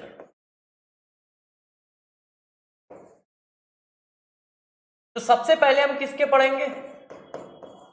oxo acid of sulphur. Sulphur के ऑक्सो एसिड के स्ट्रक्चर, ठीक है? तो सल्फर के ऑक्सो एसिड के स्ट्रक्चर देखो कैसे कर सकते हो, उनको कैसे याद रख सकते हो, क्योंकि वो पेपर में इंपॉर्टेंट है, ठीक है? और कैसे बनाए जाते हैं, कैसे किए जाते हैं। तो मैं एक से चालू करता हूं, जरा ध्यान दीजिएगा। ये हमारा क्या है? SO3 है, H2SO3। H2SO3 का यदि मैं फिगर ऐसा बना दूं तो किसी बच्चे को बुरा नहीं लगना चाहिए। ऐसे यदि मैं इसी फिगर को थोड़ा सा ऐसा भी कर दूं तो भी मेरे हिसाब से किसी बच्चे को बुरा नहीं मानना चाहिए। गौर से देखिएगा कि मैं क्या बनाने जा रहा हूं। ये देखो, ये थोड़ा सा रफ करना पड़ेगा। ये देखो यार प्यारे दोस्त, H2SO4 H2SO3 ऐसे। तो किसी बच्चों ने कहा सर आपने ऐसे क्यों कर रखा है? तो मैंने यहां पर टोटोमेरिज्म करा रखी है। इस मॉलिक्यूल में टोटोमेरिज्म पाई जाती है। टोटोमेरिज्म की वजह से ये ऐसा है 1 2, ठीक है? 1 2 टोटोमेरिज्म हमने किया है। मतलब क्या किया है, जरा ध्यान से देख लो। ये जो है हमारा, ये इलेक्ट्रॉन ऐसे आए हैं, ठीक है? और हाइड्रोजन यहां शिफ्ट हुआ है। 1 से 2 पर हाइड्रोजन की शिफ्टिंग है। तो इनमें क्या है? टोटोमेरिज्म होती है, इसलिए दोनों फिगर पॉसिबल होते हैं। दोनों फिगर पॉसिबल होते हैं क्योंकि क्या होती है? टोटोमेरिज्म होती है। अब जरा गौर से इन बातों को समझिएगा कि स्ट्रक्चर कैसे बनाए जाए और आपको तकलीफ भी ना हो, आप सीख भी जाए। तो गौर से मेरी बात को समझना। करना क्या है बताता जा रहा हूं। सबसे पहले फिगर बनाओ किसका? सल्फ्यूरिक एसिड, सल्फ्यूरस एसिड का। इसको बच्चों सल्फ्यूरस एसिड बोलते हैं। इसको क्या बोलते हैं? सल्फ्यूरस एसिड बोलते हैं। सल्फ्यूरस एसिड, ठीक? अब जरा गौर समझिएगा, एक फ्लो चार्ट बनना जिससे आपको सब याद हो जाएगा। सल्फ्यूरस एसिड का फिगर ये है। अब आप क्या करो, इतना काम कर दो, एक ऑक्सीजन को रिप्लेस कर दो सल्फर से, रिप्लेस बाय सल्फर। जब आप एक ऑक्सीजन को सल्फर से रिप्लेस करोगे तो फिगर मेरे दोस्त ऐसा हो जाएगा। किसी भी ऑक्सीजन को रिप्लेस कर सकते हो क्योंकि सब में टोटोमेरिज्म है। और जब भी कहीं पर एक ऑक्सीजन को सल्फर से रिप्लेस किया जाएगा तो नाम आएगा क्या? थायो। बस उसके नाम क्या आएंगे? थायो चिपका दोगे। तो इसका नाम क्या था? Sulphurous acid. तो इसका क्या हो जाएगा? इसका हो जाएगा थायो सल्फ्यूरस एसिड। और इसका मॉलिक्यूलर फार्मूला क्या होगा? H2H2O2, है कि नहीं? एक ऑक्सीजन तुमने क्या किया? सल्फर से रिप्लेस कर दिया। तो एक ऑक्सीजन की जगह सल्फर लगा दो। तो कहीं पर भी एक ऑक्सीजन की जगह सल्फर लगा सकते हो, और जो फिगर आएगा वो क्या नाम दिया जाएगा, थायोसल्फ्यूरस एसिड। बस नाम के आगे थायो जोड़ देना होता है। ये सल्फ्यूरस एसिड था तो थायोसल्फ्यूरस एसिड जोड़ दिया। ठीक है, अब इस बात को जरा समझते जाइए कि हम क्या कर रहे हैं। क्या कम है तो थोड़ा सा अब क्या देखो यार, पहला काम क्या किया, सल्फ्यूरस एसिड को पकड़ा, ऑक्सीजन को सल्फर से रिप्लेस कर दिया, जो भी कुछ आ गया उसका नाम रख दिया थायोसल्फ्यूरस एसिड। दूसरा काम, अब इसके 2 मोल ले लिए और 2 मोल से वाटर निकाल दिया। तो जब 2 मोल से वाटर निकालने की बात आई तो मैंने ये निकाल दिया, ये वाटर ऐसे। तो जब 2 मोल से वाटर निकाल दोगे तो जरा इन दोनों को जोड़ दो, और जोड़ने के बाद बताओ जरा मेरे दोस्त कैसा फिगर बचा। यही फिगर तो बचा, चेक कर लो। ये देखो ऐसे। अब इसका मॉलिक्यूलर फॉर्म क्या हो गया, 2 मोल से वाटर निकाला है तो इसको डबल कर दो, H4H2O6। भाई डबल कर दोगे ना, 2 मोल ले रहे हो, H4H2O6, उससे वाटर कम कर दो तो H2S तो 2 ही रहेंगे और एक 5 हो जाएगा। तो ये आ गया। तुमने क्या किया, 2 मोल से वाटर निकाल दिया। और जब कहीं पर 2 मोल से वाटर निकाला जाता है तो नाम के आगे लगता है पायरो, तो इसका नाम हो जाता है पायरो सल्फ्यूरस एसिड। गौर से समझिएगा, मैंने क्या पकड़ा, सल्फ्यूरस एसिड पकड़ा, ऑक्सीजन को सल्फर से रिप्लेस कर दिया, थायो चिपका दिया, 2 मोल से वाटर निकाल दिया, पायरो चिपका दिया नाम के आगे, बस इतना ही है। क्या किया, ऑक्सीजन को सल्फर से रिप्लेस किया, थायो चिपका दिया, 2 मोल से वाटर निकाल दिया, पायरो चिपका दिया। ठीक है, अब इसको एक ऑक्सीजन दे दो। अब आप देखो फ्लो चार्ट बनाने का तरीका याद रखना, आपको सारे याद हो जाएंगे। जब इसमें एक ऑक्सीजन ऐड कर दोगे तो ये क्या हो जाएगा, H2SO4। H2SO4 को सब लोग जानते हैं क्या बोलते हैं, सल्फ्यूरिक एसिड बोलते हैं। अब इसके 2 मोल से वाटर निकाल दो, इसका फिगर क्या आएगा, तो इसका फिगर सबको पता है ऐसा। अब जो काम आपने ऊपर किया वही काम यहां करो। क्या किया, ऑक्सीजन को रिप्लेस करा दिया है बाय सल्फर। हम ऑक्सीजन को सल्फर से रिप्लेस कर रहे हैं, तो जब हम ऑक्सीजन को सल्फर से रिप्लेस करेंगे तो ये क्या आ जाएगा, H2, ये देखो H2H2O3, एक ऑक्सीजन कम हो जाएगा, उसकी जगह सल्फर हो जाएगा। और ऐसा जब भी कहीं होता है तो क्या करते हो, नाम क्या देते हो, थायो। तो बस ये हो जाएगा थायोसल्फ्यूरिक एसिड। फिगर क्या होगा, किसी भी एक ऑक्सीजन को सल्फर में कन्वर्ट कर दो, कोई टेंशन की बात नहीं है। किसी भी एक ऑक्सीजन को सल्फर में कन्वर्ट कर दो, कोई टेंशन की बात नहीं है। तो इसका फिगर बना देते हैं, ये देखो ये आ गया, क्योंकि इनमें टोटोमरिज्म होती है। तो जरा देखो इतनी देर में क्या पढ़ाया, इसी को दिमाग में बैठाना है। सल्फ्यूरस एसिड सिर्फ पकड़ना है, सल्फ्यूरस एसिड पकड़ा, ऑक्सीजन को सल्फर से रिप्लेस कर दिया, थायो लगा दिया, 2 मॉलिक्यूल से वाटर निकाल दिया, पायरो लगा दिया, एक और ऑक्सीजन चिपका दिया, सल्फ्यूरिक एसिड आ गया। अब फिर यही कॉन्सेप्ट रिपीट कर दो, सल्फर को ऑक्सीजन से रिप्लेस कर दिया, थायोसल्फ्यूरिक एसिड हो गया, 2 मॉलिक्यूल से वाटर निकाल दो, फिर वही कॉन्सेप्ट डिट्टो सेम, 2 मोल ले लिए और 2 मोल से वाटर निकाल दिए।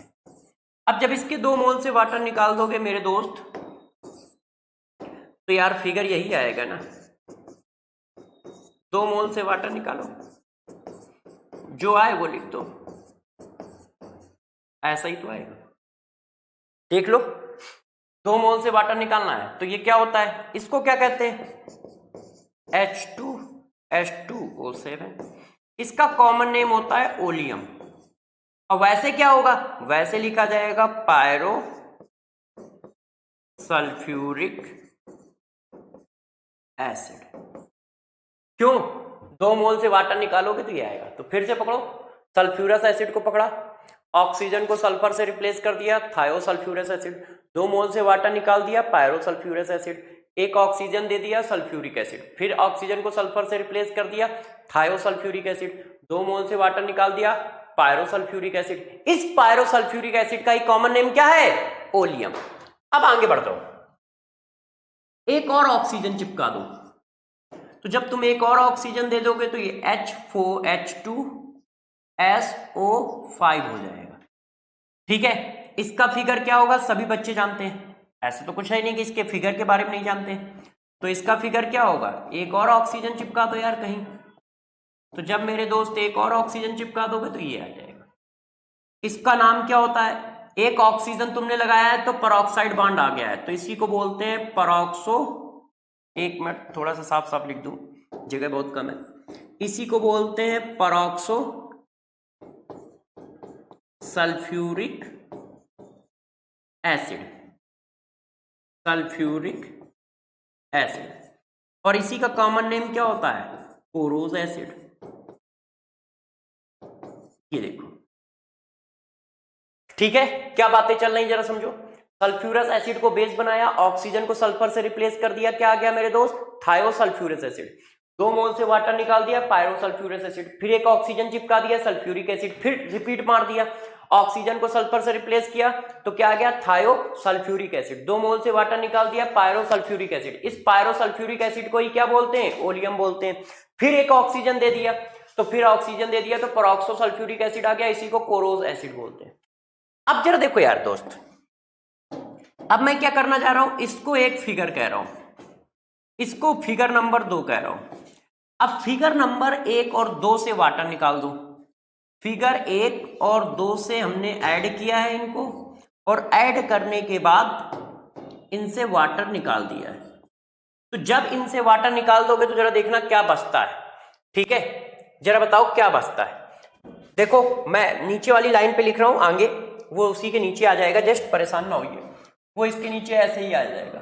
तो जब वाटर निकाल दोगे इन दोनों से तो हमारे पास क्या आएगा, देखो था क्या, H2SO4 प्लस क्या था, H2SO5, दोनों जुड़ के कितने हुए, H4H2O9।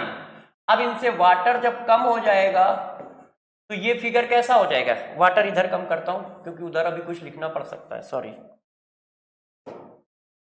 देखिए बच्चों, वाटर इधर कम करते हैं, तो जब इनसे वाटर माइनस कर दोगे दोस्त तो कितना आ जाएगा, H2O8, ये आया। तो इसका जो आया ये आएगा, और इसका फिगर क्या बनेगा, इसका फिगर बनेगा ऐसे, वाटर निकाल के आप देख लो, तो जब वाटर निकालोगे तो ये फिगर आ जाएगा। अभी मैं बता देता हूं वाटर निकालना कैसे। ये क्या है, ये डाई सल्फ्यूरिक एसिड है, 2 सल्फ्यूरिक एसिड का सम है ना, चेक करो, इसीलिए इसको डाई सल्फ्यूरिक एसिड कहते हैं। और इसी को क्या बोला जाता है, मार्शल्स एसिड भी बोला जाता है, इसी का कॉमन नेम ये। किया कैसे है, जरा गौर से मेरी बात को समझिएगा। हम लोगों ने कैसे किया है भाई, तुमने 1 मोल सल्फ्यूरिक एसिड लिया, 1 मोल क्या लिया, परऑक्सोसल्फ्यूरिक एसिड लिया, तो दोनों का सम क्या होगा, ये वाटर निकाल दोगे ये आ जाएगा, उसका फिगर ये और इसका नाम ये। किसी ने कहा कैसे, तो देखो जरा हम पीछे चलते हैं, जरा बताओ इन दोनों से वाटर निकालना है, दोनों का फिगर देख लो। तो मैंने क्या किया है, मैंने इसका H ले लिया और इसका क्या किया है, OH ले लिया है। और चाहे तो आप उल्टा कर सकते हैं, इसका OH और इसका H ले सकते हैं, तो नीचे वही तो आएगा, ठीक है। इसका H और इसका OH लो लोगे तो क्या आएगा, CHOA OH S double bond O double bond O OO, और इसके बाद क्या जुड़ेगा, S और ये, ठीक है। बिल्कुल उसी तरह से डिट्टो चलता चला जा रहा है। तो जरा देखो मैंने क्या किया इतनी देर में, ठीक है। अब आप बात को समझना, सल्फ्यूरस एसिड को पकड़ा, इसी तरह से करना है, हाँ, सल्फ्यूरस एसिड को पकड़ा, ऑक्सीजन को सल्फर में रिप्लेस किया, क्या नाम दे दिया, थायोसल्फ्यूरस एसिड। 2 मोल से वाटर निकाल दिया, पायरोसल्फ्यूरस एसिड। ऑक्सीजन चिपका दिया, क्या आ गया, सल्फ्यूरिक एसिड। फिर इसमें यही काम कर दिया, ऑक्सीजन को सल्फर से रिप्लेस कर दिया, थायोसल्फ्यूरिक एसिड। 2 मोल से वाटर निकाल दिया, पायरोसल्फ्यूरिक एसिड, इसी को कहते हैं ओलियम। फिर एक ऑक्सीजन दे दिया, कोरोज एसिड आ गया, ठीक है। सल्फ्यूरिक एसिड और कोरोज एसिड से मिलकर वाटर निकाल दिया, मार्शल एसिड आ गया, ठीक। यहां तक बात हो गई। अभी कहानी खत्म नहीं हुई है दोस्त, अभी कहानी में थोड़ा सा ट्विस्ट है। क्या ट्विस्ट है, जरा देखो, अभी और फिगर है।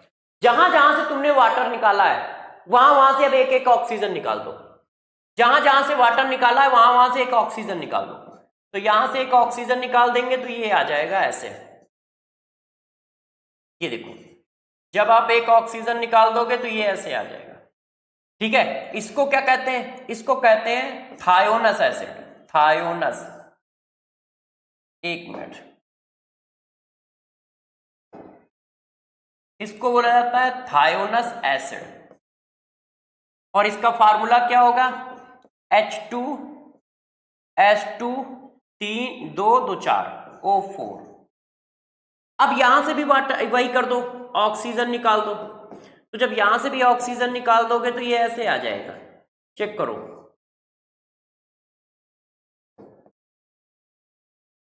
ये देखो बच्चों, और ये ऐसे आ गया। इसको बोलते हैं थायोनिक एसिड।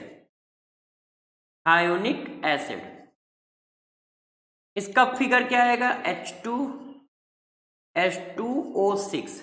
ये देखिए ऐसे, गौर से देख लीजिए। ठीक है, अब इसी में जरा देखो, इसी के आगे क्या करो? n नंबर ऑफ सल्फर जोड़ दो। तो n नंबर ऑफ सल्फर कहां जुड़ेंगे? बीच में। तो ये देखो टेबल ऐसे आ जाएगी। इसी के नीचे उसी के नीचे ये इस तरह से आएगी इधर। तो n नंबर आप जब आपने सल्फर जोड़ दिए तो ये ऐसे आ जाएगा। देखो इस फिगर को मैं बनाता हूं, बस उसी के बीच में n नंबर आप सल्फर जोड़ने हैं ऐसे।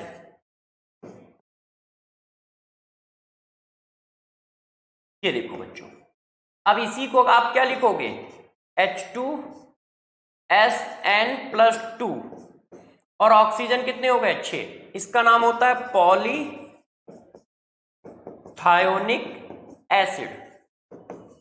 N की वैल्यू जो होती है वो मेरे बच्चों 1 से लेके 5 तक जाती है। ये देखिए पॉलीथायोनिक एसिड, ये बना हमारा। अब यहां पर अब आप चेक करो आके, तो यहां पर यदि आप चेक करो आके ये, तो यहां पर इसकी ऑक्सीडेशन नंबर आएगी +6। निकाल लो। ठीक है, 12 और 1 मिनट देखना जरा, 2 2 4 2 6, तो इसमें 7 थे। हाँ, तो 12 और 2 5, सॉरी 5 आएगी, 6 नहीं। कितनी आएगी दोस्त? +5। ठीक है, 5 थोड़ा अच्छे से लिख देता हूं, ये देखो। और यहां पर दोस्तों कितनी आएगी जरा चेक करो। ठीक है, 8 और 2 3। अब फ्लो चार्ट कंप्लीट हो गया है। अब इसको आपको रिवाइज करना है बस। कैसे बनाया मैंने जरा समझ लो, क्योंकि आपको भी बनाना पड़ेगा, याद रखना पड़ेगा। सल्फ्यूरस एसिड को पकड़ा, ऑक्सीजन को सल्फर से रिप्लेस कर दिया, थायोसल्फ्यूरस एसिड 2 मोल से वाटर निकाल दिया, पायरोसल्फ्यूरस एसिड। बस ध्यान रखना कहां से क्या करना है, कैसे। एक ऑक्सीजन चिपका दिया, सल्फ्यूरिक एसिड, ऑक्सीजन को सल्फर से रिप्लेस कर दिया, थायोसल्फ्यूरिक एसिड 2 मोल से वाटर निकाल दिया, पायरोसल्फ्यूरिक एसिड, पायरोसल्फ्यूरिक एसिड को ही ओलियम कहते हैं। एक और ऑक्सीजन दे दिया, कोरोसल्फ्यूरिक एसिड, सल्फ्यूरिक एसिड कोरोसल्फ्यूरिक एसिड से वाटर निकाल दिया, मार्शल एसिड आ गया। इतना काम हो गया। इसके बाद जहां जहां पे आपने डाइमर बनाया है उनसे एक ऑक्सीजन कम कर दो। इससे एक ऑक्सीजन कम कर दिया, थायोनस एसिड आ गया। इससे एक ऑक्सीजन कम कर दिया, थायोनिक एसिड आ गया। उसमें n नंबर आप सल्फर जोड़ दिए तो पॉलीथायोनिक एसिड आ गया। ये थायोनस एसिड और पॉलीथायोनिक एसिड ज्यादा इंपॉर्टेंट है, इस पर बेस्ड क्वेश्चन पूछे जाते हैं। कैसे जरा देखो, मैं आपको बताता हूं। कहां चला गया?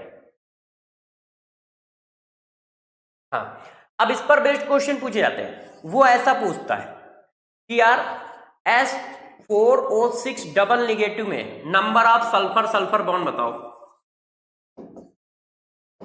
अब बच्चे को इसका फिगर ही नहीं पता है, तो जैसे ही सल्फर सल्फर बॉन्ड की बात पूछ रहा है तो पहले तुम ऑक्सीडेशन नंबर निकालो।